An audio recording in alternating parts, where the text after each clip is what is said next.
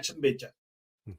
ISI के officers ने मुझे बताया और अंदर बात हो रही है कि ब्रिगेडियर रेहान कियानी ने, सेक्टर कमांडर बलूचिस्तान ने और पैसा बांटा कर्नल गुलजार ने, ओसी क्वेटा ने, और उसके अलावा अली यासर का कहते हैं, ब्रिगेडियर अली यासर का नाम भी लेते हैं कि जी मुबैना तौर के ऊपर अली यासर ने पंजाब में और ब्रिगेडियर फहीम रजा ने इस्लामाबाद में, इन्होंने इतना माल खाया है कि ये आपकी कोई अनत ही नहीं है। कराची का तो भी हिसाब किताब नहीं है, लेकिन डीजीसी और स्पेकुलेशन उन्होंने की कि 70 अरब अगर बनता है सिर्फ बलूचिस्तान का, और आप इनकी जंपे चेक करें, 7 अरब वाजपेयी ने दिया था, इल्जाम लगाया जाता है उसके ऊपर कि बाप पार्टी की हुकूमत लाने का, अभी 70 पे चली गई है, पूरी की पूरी गवर्नमेंट थी ना सर।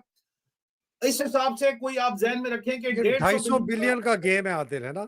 ये 250 बिलियन का गेम। 150 अरब का सिंध में गदका है। पीर पगड़ा साहब कहते हैं कि जी 2 महीने पहले इलेक्शन बिक चुका था। अर्बन में आपने जो है सिंध में सीटें पीटीआई का मैंडेट चोरी करके एमक्यूएम को खड़ा किया, ठीक है। उसके बाद आपने सर जो है वो बाकायदा तौर के ऊपर रूरल सिंध में पीपल्स पार्टी को दे दी सीटें। पंजाब में नवाज शरीफ ने कहा कि मैं लंदन प्लान में दे आया हूं जो मैंने देना था, मैंने बहुत दे दी है, अब मुझे देने की जरूरत नहीं है। तो फिर पंजाब में मुंह से जाली नोटिफिकेशन करने के लिए मांगे गए हैं पैसे, यहाँ पे खड़े कर दें।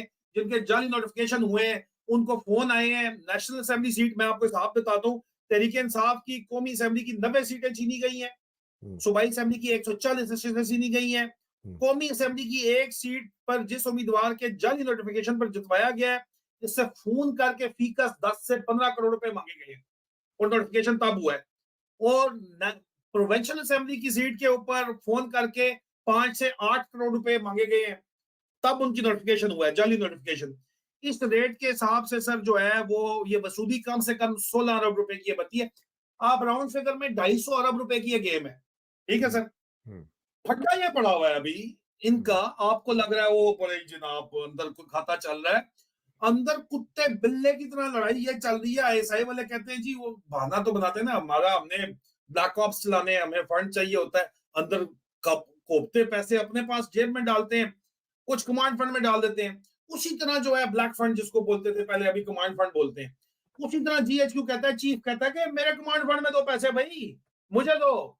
ये 25-25 अरब रुपए तुम डका रहे हो, 50-50 अरब रुपए, 250 करोड़ में भी दरअसल अगर देखा जाए तो 230 अरब रुपए जो है सिर्फ सिंध और बलूचिस्तान के, 230 अरब रुपया उसकी तकसीम का झगड़ा है कि भाई किसने कितना खाना है, कितना ब्लैक फंड में डालना है, कितना जो है अपने टेड में डालना है, इसके ऊपर फड्डा है सर, और कोई फड्डा नहीं है। और दरमियान में जनरल हसन नजर याद जैसे लोग, जनरल आमिर रजा जैसे लोग, वो कहते हैं बंदे के बच्चे बनो, कुत्ते मत बनो। हमें जो हक हलाल मिल रहा है, 4-5 अरब रुपया मिल रहा है जो हमने अपने लिए हक हलाल किया हुआ है, ये भी हमसे लोगों के गिरबान, लोगों के हाथ हमारे गिरबान पे पहुंच जाएंगे कुछ अर्सा और। आपने यही काम चलाया तो सॉर्ट आउट करो मामला इमरान खान से, मुकाओ इस गेम को। लेकिन अगले कहते हैं उन पैसा चुक लिया, उनकी करिए, ठीक है। हम तो कहीं जा नहीं सकते, जिनसे पैसा उठाया है, जिन्होंने सर 200-250 अरब रुपया दिया छोड़ेंगे, वो सारे बयान देने आ जाएंगे यहाँ पे, एक एक जो जिनके जाली नोटिफिकेशन है वो आ जाएंगे सारे के सारे। और उनको बचाने के लिए अभी अगले आएंगे वाले दिनों में चीफ इलेक्शन कमिश्नर या 1-2 मेंबर से इस्तीफे लेना चाहते हैं कि वो जो आपने जाली नोटिफिकेशन पैसे लेके किए हैं वो वापस ना हो जाए असेंबली में जाने से पहले। वो कम से कम 6 महीने साल अपना बिल्ला तो लगा ले वहां पे।